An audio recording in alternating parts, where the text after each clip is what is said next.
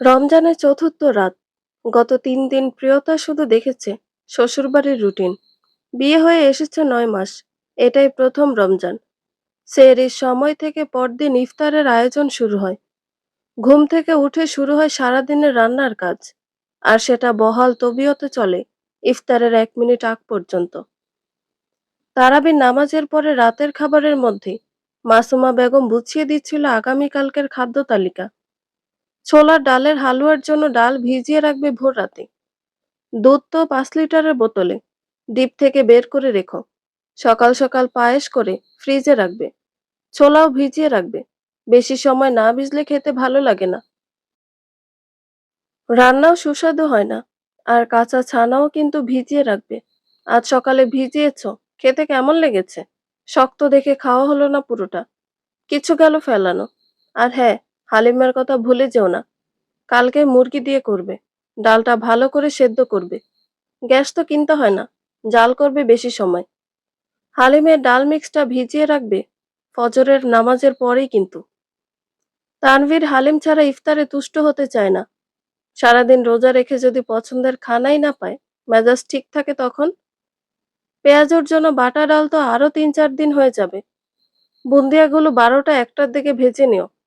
পেঁয়াজ ও বেগুনি সবজি পকোড়া আর আলুর চপ ৫টার দিকে ভেজো, না হয় ঠান্ডা হয়ে যায়। কালকে লতি দিয়ে চিংড়ি করব, সাথে ২ রকম ভর্তা, কালো জিরা আর বাদাম। ভোর রাতের জন্য বোয়াল মাছ ভুনা, লাল শাক, শুটকি ভর্তা আর দুধ। এসবের জন্য তুমি তোমার সুবিধা মতন করে জোগাড় করবে। প্রিয়তার মাথা ভন ভন করতে লাগলো। রেস্তোরাঁয় পরিচারিকা মনে হচ্ছে, যার ডিউটি শুধু রান্না করা। মাসুমা বেগম ড্রয়িং রুমে গিয়ে আবারও ফিরে এলেন।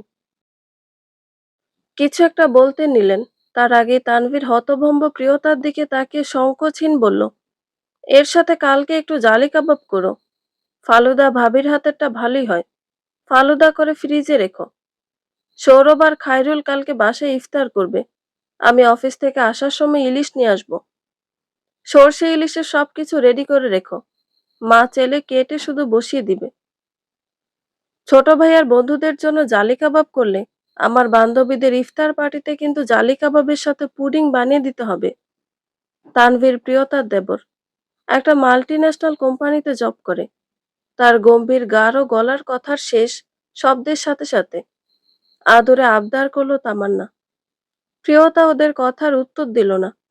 ওদের দিক থেকে শীতল চাউনি সরিয়ে শান্ত স্বরে শাশুড়িকে বলল, মাছটা তো ইবাদতের মা। এভাবে যদি প্রতিদিন ইফতার আর বিভিন্ন রকম তরকারি রান্না করে সময় চলে যায়, আমরা ইবাদত করব কখন? স্পষ্টবাদী প্রিয়তা খাবার টেবিলে সকলের সামনে কথা তুলে ফেলল। এতদিনে এক পারা মাত্র কোরআন পড়েছে। আর তারাবির নামাজও সব পড়া হয়নি ২ দিন। এভাবে চললে পুরো মাসেই কিচেন আর ডাইনিং টেবিলে চলে যাবে। প্রিয়তার কথা শুনে গরম তেলে পানির ছিটার মতন ছ্যাদ করে উঠলেন মাসুমা বেগম। উচ্চ ঝাঁঝালো কণ্ঠে বলে উঠলেন, ঘরের কাজও তো নারীদের জন্য ইবাদত। এত কথা বলতে শিখিয়েছেন, এটা শেখায়নি তোমার মা? কথাটা তো আমি বলেছি মা। আমার মাকে কেন টানছেন? আমি তো ছোট বাচ্চা নই, যে প্রতিটা কদম আমাকে হাতে ধরে শিখিয়ে দিতে হবে।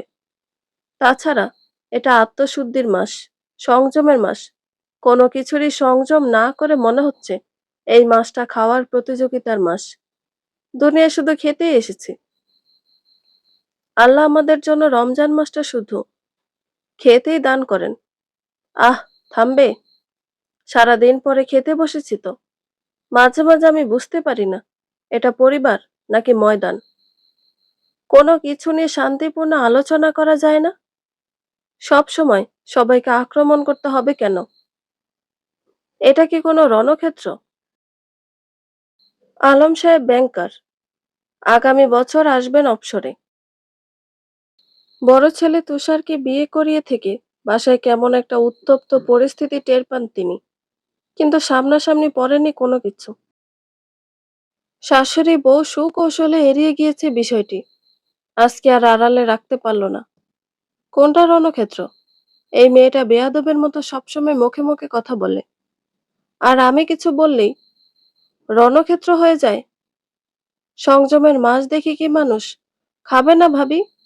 আর এত বুজুর্গি দেখিও না। কয়টা সূরা পারো? সেদিনই না শাড়ি পরে পার্টি হিজাব পরে ভাইয়ের সাথে ঘুরতে গেলে।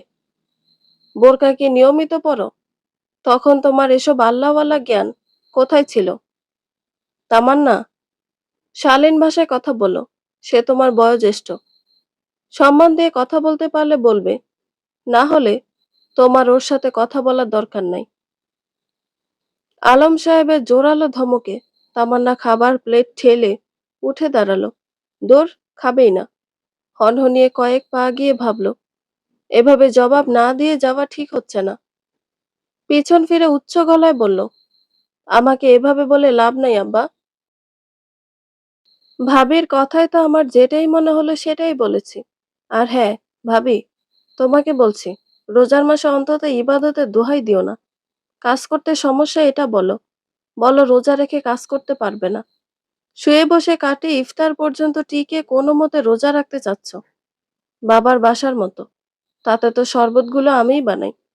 সেরে থালা বাসন বুয়া এসে ধুয়ে দিয়ে যায়। রান্নাটা মা করে।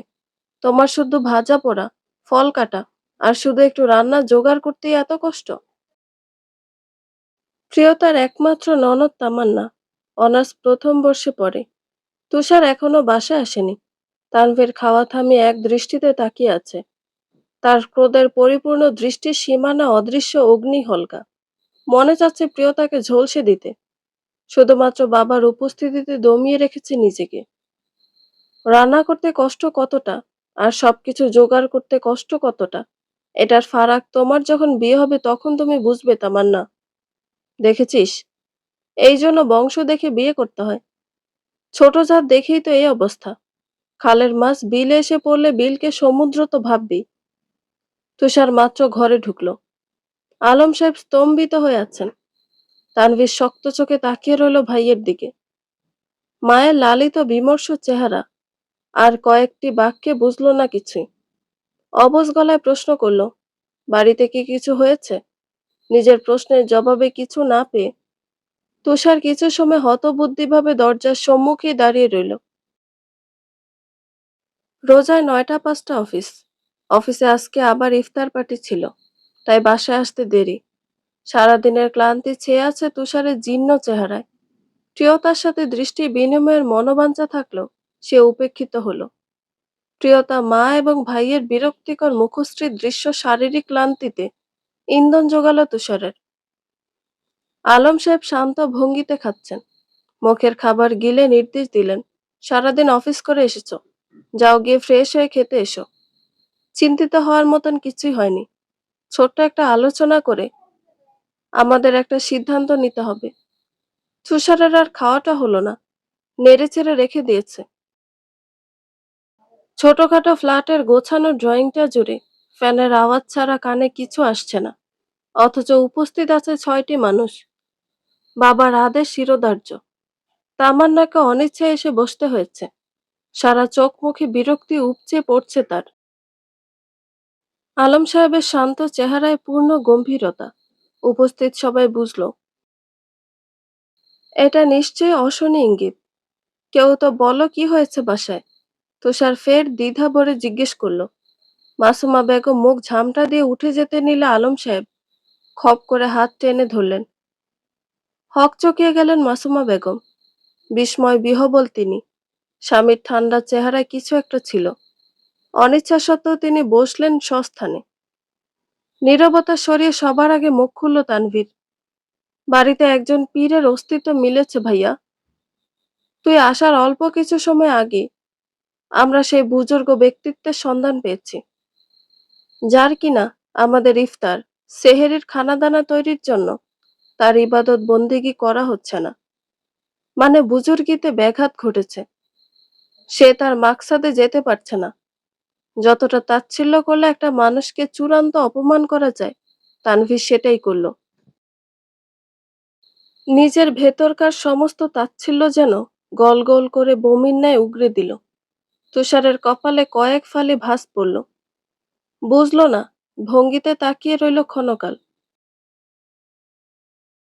কিভাবে নিজের বড় ভাবিকে ইঙ্গিত দিয়ে কথা বলছো? এ কেমন অধঃপতন ঘটছে তোমার শিষ্টতায়? আমি এখানে বসে আছি, এটা কি তোমার দৃষ্টি গোচর হচ্ছে না? এ কেমন ধৃষ্টতা তানভীর! কালক্ষেপণ না করে আলম সাহেব জোরালো ভাবে ছেলেকে তিরস্কার করলেন। মূল চরিত্র এখানে প্রিয়তা। তুষারের বুঝতে বাকি রইল না। সে চট করে তাকালো প্রিয়তার দিকে। প্রিয়তার সুশ্রী আদলে ভারী ভাব বিরাজমান। টলমল বিচলিত ভাবখানা আজ নেই। অন্য সময় কেউ জবাবদিহি করতে নিলেই প্রিয়তা শামুকের খোলসের মতো গুটিয়ে থাকে। তুষার চাপা নিঃশ্বাস ছাড়ল। বাবার উপস্থিতি তাকে দমিয়ে দিল কিছু জিজ্ঞেস করতে। নিচু মস্তকে মৈন থাকলো। নচেত এখন তানভীরকে শাসনের যথেষ্ট উপযুক্ত জবাব তার নিকট আছে। আলম সাহেব ছোট ছেলের দিকে কঠোর চোখে তাকিয়ে রইল খানিকক্ষণ। এভাবে বসে থাকার সময় নেই। কি জন্য এভাবে বসিয়ে রেখেছ? বলো। একটু পরে আবারও উঠতে হবে। এখন ঘুমানো উচিত। স্ত্রীর কথায় আলম সাহেব ফিরে তাকালেন। স্পষ্ট করে বললেন, সংসারটা তো আমাদের সবার। সবার সুবিধা অসুবিধা, ভালো মন্দ একে অন্যকে দেখলেই পরিবারে শান্তি থাকবে। প্রিয়তা আমাদের বাসায় বলতে গেলে নতুনই। এটা ওর প্রথম রমজান। এখানে ও একটা সমস্যার কথা তুলেছে। সেটা নিয়ে আমাদের অবশ্যই কথা বলা উচিত। যদিও ভুল হয়, আমরা ওকে বুঝিয়ে বলতে পারি। ও নিজেকে সংশোধন করতে পারবে। আর ও সঠিক হলে আমরা নিজেদেরকে ভুল পন্থা হতে বের করে আনতে পারি। তুমি কি বলতে চাচ্ছ, তুষারের আব্বা? এতগুলা বছর ধরে আমরা সবাই ভুল? পুরান ঢাকা শত বছরের ঐতিহ্য ভুল? আর কালকে এসেও সঠিক? ওর কথা মেনে সংসার চলবে? স্বামীর সাথে একমত হতে পারলেন না মাসুমা বেগম। তেতে উঠলেন। রাগে ক্ষোভে শরীর রিরি করছে। ইচ্ছে করছে চুলের মুঠিটা ধরে প্রিয়তার গালে ঠাস ঠাস করে কয়েকটা চড় বসিয়ে দিতে। সব কথার পেছনে সে। দায় সব প্রিয়তার। পরিস্থিতি গুরুতর বুঝতে বাকি রইল না। প্রিয়তার জবানে কোনো ভাষা নেই। তুষার এক পল তাকে স্ত্রীর মনোভাব বুঝতে চেয়েও নির্জীবতা ছাড়া পেল না কিছুই। স্পষ্ট গাঢ় গলায় তুষার ফের দফায় জিজ্ঞেস করলো, এভাবে ওভাবে বহু কথা তো হলো, স্পষ্ট করে বলবে তো কি বলেছে প্রিয়তা? সবার এমন অসন্তোষের কারণটা তো আমার জানার হক আছে। তোর পুণ্যবতী বউ বলেছে আমরা নাকি দুনিয়ায় এসেছি শুধু খেতে, প্রতিযোগিতায় নেমেছি খাবার। আমাদের খাওয়ার জন্য সে ঠিক করে ইবাদত বন্দেগী করতে পারে না। এসব কি বলছো মাসুমা? প্রিয়তা এসব কখন বলেছে? আমি তো শুনলাম না। বাই এনি চান্স ও কি তোমার কানে কানে বলেছে? মাসুমা বেগম অদৃশ্য অপমানের চাবুকের আঘাতে কাঁপছে। মায়ের কোণঠাসাবস্থা তামান্না তানভীর কারো বরদাস্ত হচ্ছে না। বাবার বিরুদ্ধাচারণ কেন শিখলো না আফসোস হচ্ছে এই মুহূর্তে। শুধু তুষার সাঁতার না জেনে পানিতে নামার মতন হাঁসফাঁস করছে। স্ত্রীর কথার উপযুক্ত জবাব দিতে ভুল করলেন না আলম সাহেব। মাথার রগ উঁচু হয়ে ফুলে উঠেছে তার। কিভাবে এখানে আলোচনা করা সম্ভব? অবাধ্য লাগাম ছোটা ঘোড়ার গাড়ির মতন তুখর গতিতে ঝঞ্ঝাট বাড়তে দেখছে। নিজেকে শান্ত করার নিমিত্তে লম্বা কয়েকটা শ্বাস ফেলে প্রিয়তার দিকে ইঙ্গিত দিয়ে বললেন, এখন তুমি বলো, কি বলতে চেয়েছিলে? অভিযোগ যেহেতু তুলেছ, আশা করি বিবৃতিও তোমার নিকটে পাবো। আলম সাহেবের জোরালো গলার স্বরের সাথে ঘরে আবারও নীরবতা নেমে এলো। প্রিয়তা সময় নিল না। এখনো এশার নামাজটা পড়া হয়নি। সরাসরি বলল, আজকে তো চতুর্থ রমজানের রাত। গত 3টি রমজানে বাসার আয়োজন দেখে আমার মনে হলো আমাদের বাসায় বড্ড বেশি আয়োজন হয়ে যাচ্ছে। সারাদিন ধরে একটার পরে একটা রান্নার জোগাড়ে লেগে থাকা, এরপর আজান পর্যন্ত চুলার পাশে দাঁড়িয়ে থাকা, এতে করে যেমন মূল্যবান সময়টুকু চলে যাচ্ছে, ঠিক তেমনি অতিরিক্ত মনে হচ্ছে। এগুলো যদি আরো সীমিত করা যায়, তাহলে বোধহয় সংযমের মাসটায় সংযমটা হয়। এত আয়োজন আমার কাছে অপচয় মনে হয়। তোমার কাছে অপচয় তো মনে হবেই। যা দেখে অভ্যস্ত নয় তুমি, তা যদি স্বাভাবিক হয়, তবে অতিরিক্ত মনে হবেই। শাশুড়ি তির্যক মন্তব্যে কষ্ট পেল, দমল না প্রিয়তা। সরাসরি তাকিয়ে বলল, আসলেই মা, একদিনে 15-16 ধরনের খাবার বানিয়ে বোধহয় প্রধানমন্ত্রীর রাঁধুনি অভ্যস্ত নয়। আমি কিভাবে হব? সারা বছর তো মানুষ এসব খায় না, খায় তো একটা মাসই। এতে বড় মন লাগে, প্রধানমন্ত্রীর রাঁধুনি হওয়া লাগে না। শাশুড়ির কথার উত্তর দিতে চাইল না আর, অপ্রাসঙ্গিক হয়ে যাচ্ছে। তাই ফের শ্বশুরের উদ্দেশ্যে বলল, এটা আত্মশুদ্ধির মাস, ইবাদতের মাস, অথচ আমরা গাফিলতির কারণে নষ্ট করে দিই। 2-4 দিন যদি মেহমান আসে তাহলে পর্যন্ত ঠিক আছে, কিন্তু প্রতিদিন এই দুর্মূল্যের বাজারে এভাবে খানা পিনার জন্য অহেতুক খরচ বেমানান লাগে আব্বা। আশেপাশের কত মানুষ আছে যারা আহারের কষ্টে ভোগে, আর আল্লাহ আমাদের তৌফিক দিয়েছেন বলেই আমরা এইভাবে খেতে থাকবো। এটা কি অন্যায় নয়? এভাবে সারাক্ষণ রান্নার জোগাড় করলে একটা গৃহিণী তো নিজের দেহের হকটুকু আদায় করতে পারে না, তার কোনো বিশ্রাম নেওয়ার মতন সময় অবশিষ্ট থাকে না। ইনিয়ে বিনিয়ে এত কথা না বলে বলে ফেলো, সবার কাজ করতে পারবে না, আলাদা সংসার চাইছো। তোমাদের আজকালের মেয়েদের তো ওই একটাই চাওয়া, বিয়ে হয়ে এসেই কি করে স্বামী নিয়ে আলাদা হওয়া যায়। অথচ স্বামী তো আকাশ ভেঙে পড়েনি, তার পরিবার থাকে। তুষার বিহবলতায় কথা বলতেও পারছে না, বোকার মতো মা বাবা স্ত্রী আর ভাই বোনকে দেখছে। মাসুমা বেগমের মনে খুব লেগেছে কথাটা। এত উচিত কথা তো তারও মনে পড়তো না। তানভীরের কথায় প্রিয়তা কিছু বলার আগে তামান্না হাত দিয়ে মাছি তাড়াবার মতো করে ভঙ্গিতে বিদ্রুপের হাসি দিয়ে বলল, আরে না ভাইয়া, ওসব ছাড়া আরো আছে। খরচ খরচ বলছি শুনছো না? এটার মানে কি? তুমি কি আলাদা হতে চাইছো ভাবি? আই মিন ভাইয়াকে নিয়ে আলাদা করে থাকতে চাইছো? প্লিজ অস্বীকার করবে না, সবকিছু মুখ ফুটে বলা লাগে না। 6 জনের জায়গায় 2 জনের জন্য রান্না করলে কষ্টও কম, খরচও কম। এসব কি হচ্ছে আব্বা? কোথা থেকে কথা কোথায় নিয়ে যাচ্ছে ওরা? তার মানে কি এভাবে চলে অন্য সব সময়? আজকের রাতটুকু না আসলে আমি তো এসব বুঝতেই পারতাম না। তুষার হতবাক। প্রিয়তা একটা অ্যাডাল্ট মেয়ে, পারিবারিকভাবে বিয়ে হলো। প্রিয়তাকে তুষারের বেশ পছন্দ হয়েছিল, খুব আগ্রহ নিয়ে বিয়ে করে। সবসময় মনে হয়েছে প্রিয়তা বিচক্ষণ, ভদ্র, শান্ত মেজাজি। তার পরিবার নিয়ে কখনো অভিযোগ করেনি। তার মানে প্রিয়তা মানিয়ে নিয়ে ভালো আছে। অথচ আজকের পরিবেশ তো বলছে সবকিছু বিপরীত ছিল। আর এতদিন প্রিয়তা শুধু আর 5টা মেয়েদের মতন সহ্য করেই গিয়েছে। একজন মানুষ কিছু বলার সময় অন্যদের তরফ থেকে আদব হলো অন্যরা তাকে তার বক্তব্য পেশ করতে ফুসরত দিবে। আশা করছি আর কেউ বরখেলাপ করবে না। প্রিয়তার চোখে পানি টলমল করছে। এসব চিন্তা কখনো করেনি সে। চোখ এড়ালো না মাসুমা বেগমের। মনে মনে নিজের মেয়ের উপর যথেষ্ট বিরক্ত হলো। তিনি প্রিয়তার ভেতর এখন পর্যন্ত এমন মনোভাব তিনি লক্ষ্য করেননি। আদব লেহাজের বালাই আজকাল কি আর আছে কিছু? এই যা, তুই ঘুমা, এখানে অনেক সময় থাকা হয়েছে। আর প্রিয়তা, তোমার কথা কি শেষ হইছে? আমারও ঘুমানো লাগবে। প্রিয়তা দাঁড়িয়ে ছিল, সরে গিয়ে পানি খাওয়ার বাহানায় চোখ মুছে নিল। এসে বলল, আব্বা, আমার ও ধরনের মনোভাব নেই, কখনো না হোক এটাই দোয়া করি। যেটা বলতেছিলাম তা হলো, ইফতারের পূর্ব মুহূর্তে দোয়া কবুল হওয়ার সময় আমি আম্মা তখন চুলার পাশে, দুজনই ত্রস্ত হাতে তেলে ভাজা খাবার তৈরি করতে ব্যস্ত থাকি। মন থাকে ফুটন্ত তেল ভরা কড়াইয়ে। অথচ উচিত ছিল খাবার সামনে নিয়ে ঠান্ডা মাথায় মইন থেকে দোয়া করা। এই সময়টা আল্লাহ কোনো রোজাদারের দোয়া ফিরিয়ে দেন না। হযরত মুসা আলাইসাল্লাম আল্লাহর সাথে সরাসরি কথা বলতেন। তখন আল্লাহ ও হযরত মুসা আলাইসাল্লামের মধ্যে সূক্ষ্ম 70,000 নূরের পর্দা থাকত, যা মুসা আলাইসাল্লামের দৃষ্টিগোচর হতো না। কিন্তু একজন রোজাদারের ইফতারের পূর্বে দোয়া করার সময় আল্লাহর মধ্যে আর রোজাদারের মধ্যে কোনো পর্দা থাকে না। রব্বুল আলামিন সরাসরি একজন রোজাদারের সমস্ত আরজি শোনেন। সেই ফজিলতপূর্ণ সময়টা আমরা নষ্ট করে ফেলি। সারা বছর তো অনেক পাপে লিপ্ত থাকি, জ্ঞাতসারে বা অজ্ঞাতসারে।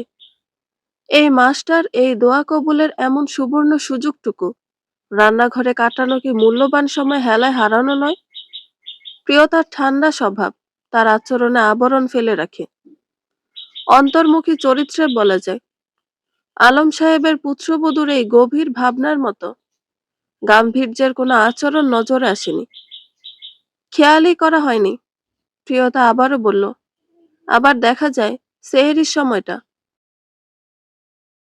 ফরজ নামাজের পরে সবচেয়ে ফজিলত তাহাজ্জুদে। আমরা সারা বছর এই তাহাজ্জুদ পড়ি না, অন্তত রমজান মাসে তো তাহাজ্জুদ নামাজের সুযোগ নিকটে থাকে, পুরো পরিবার আমরা আদায় করতে পারি। মৃত্যু তো অনিবার্য পরিণতি, মৃত্যুর পরে এই দুনিয়ার কিছুই আমাদের কাজে লাগবে না, এটা তো আমরা সবাই জানি। তখন যদি একটা মাসের তাহাজ্জুদ অন্তত আমল নামায় লিপিবদ্ধ পাই, সেটা কত বড়ই না সম্বল হবে। তা না করে সেহরির সময় থেকে এই ডাল, ডাল, অমুক চাল ভেজানোতে মন আটকে রাখি। একজন গৃহিণী যদি এভাবে রান্না ও খাবারের প্রস্তুতি নেয়, তাহলে সারাদিন তো আখিরাতে ফিকির করার জন্য মগজ ফাঁকাও পাবে না, নামাজে দাঁড়িয়েও মন থাকবে। আমার তো এরপর অমুক কাজ বাকি, দুধ চুলায়, কোনটা রেডি হয়নি।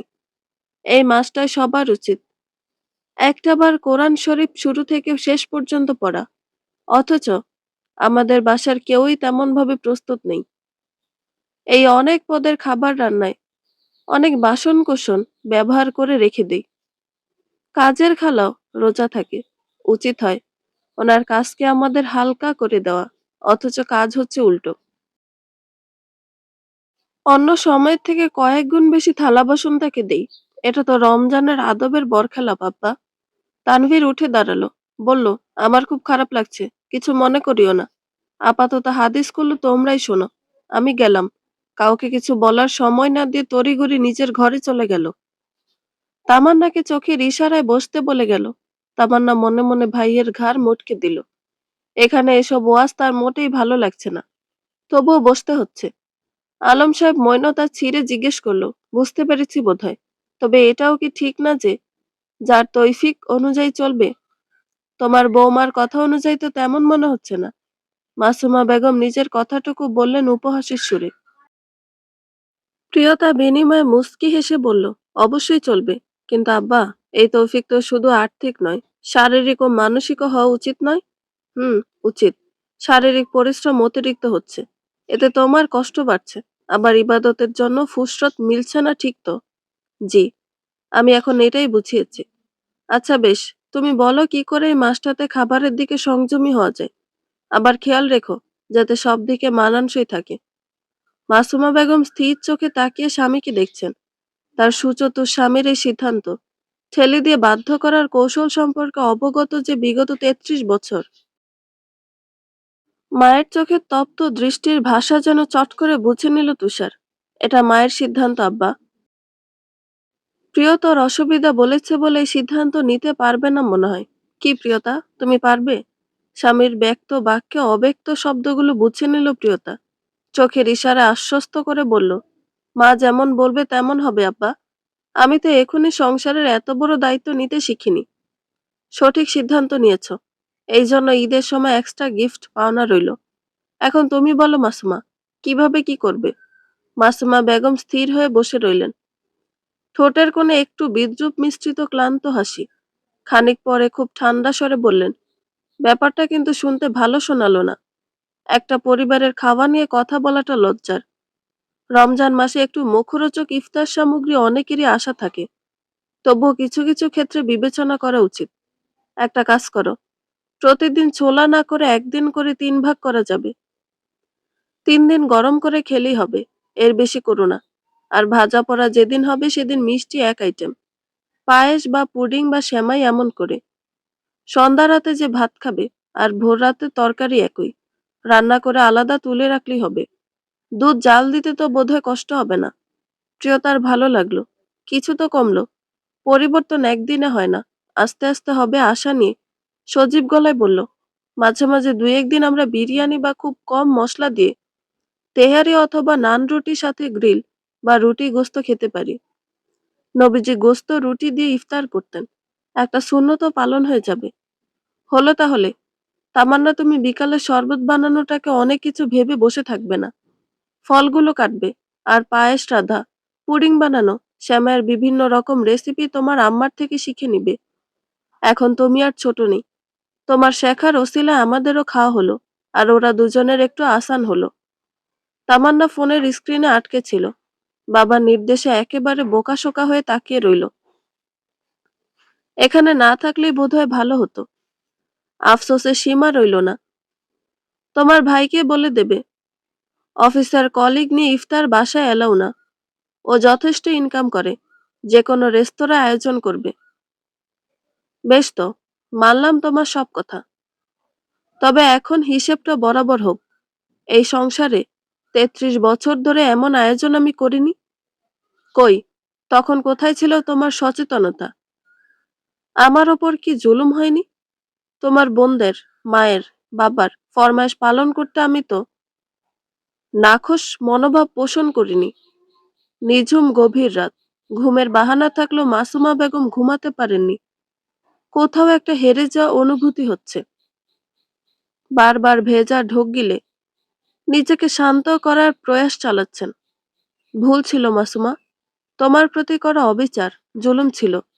যদি দাবি রেখে দাও, আমি আটকে যাব।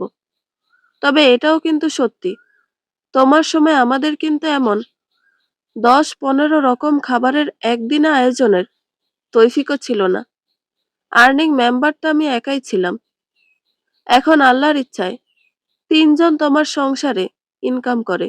সেই সময় আমি চাইলেও কিন্তু ১০-১৫টা আইটেম তোমাদের সামনে আনতে পারতাম না। আমার সীমাবদ্ধতা কিন্তু তোমার ওপর হওয়া জুলুমের মাত্রা একটু হলেও কমিয়ে রাখত। আল্লাহর ওপর আর অভিযোগ নেই। সেই সময় তৌফিক থাকলে এমন ১৫-১৬ স্বাদের ভোজ আমরা সবাই তোমার কাছে দাবি করতাম। আলম সাহেব ছোট একটা নিঃশ্বাস ছাড়লেন। মাসুমা বেগমের এক হাত টেনে নিজের খসখসে ২ হাতের তালুর মধ্যে আঁকড়ে নিলেন। কিছুটা অনুতপ্ত হওয়ার আভাস মিলেছে তার কথায়। মাসুমা বেগম কথা বাড়ালেন না। গলা ধরে আসছে তার। নিজের হাতটা ছাড়িয়ে পাশ ফিরে শুলেন। যে সময় চলে যায় তা আর ফিরিয়ে আনা যায় না। তৌফিক অনুযায়ী যথেষ্ট আয়োজন করা লাগতো মাসুমা বেগমকে। কপালের কাটা দাগটাকে নীরবে নিস্তেজ হাতে ছুঁয়ে দিলেন। মনে পড়ল এমন রমজান মাসে শ্বশুরকে মিঠা ভেজানো পানিটা ছেঁকে দেওয়া হয়নি অপরাধে। কাঁসার ভারী গ্লাসটা উড়ে এসে পড়েছিল মাসুমা বেগমের কপালে। সেদিন আলম সাহেব তার বাবাকে গলা তুলে কিছুই বলতে পারেননি। সে সময় থেকে এটা এত বছর পরে এসে তার স্বামী এখন বুঝতে পেরেছেন রমজান মাসে এত বিলাসী খানাপিনা অনুচিত। অথচ শিক্ষিত মানুষ তিনি। মুখ বুজে কত কিছু সহ্য করেছেন সে। স্বামীর আনুগত্যের প্রমাণ ছিল প্রতিটি ত্যাগে। ক্লান্ত শরীরটা চুলার আগুনের আঁচে গলিয়ে দিয়েছেন। কি ত্যাগ ছিল সেখানে সেটা আলম সাহেব বুঝতে পেরেছেন এখন এই অস্তমান বালুকা বেলা এসে। বন্ধুরা, গল্পটি ভালো লেগে থাকলে একটা লাইক করে দিবেন এবং গল্প সম্পর্কে কোনো মতামত জানানোর থাকলে কমেন্ট করতে পারেন। নতুন নতুন আরো গল্প শোনার জন্য চ্যানেলটি সাবস্ক্রাইব করে পাশেই থাকবেন।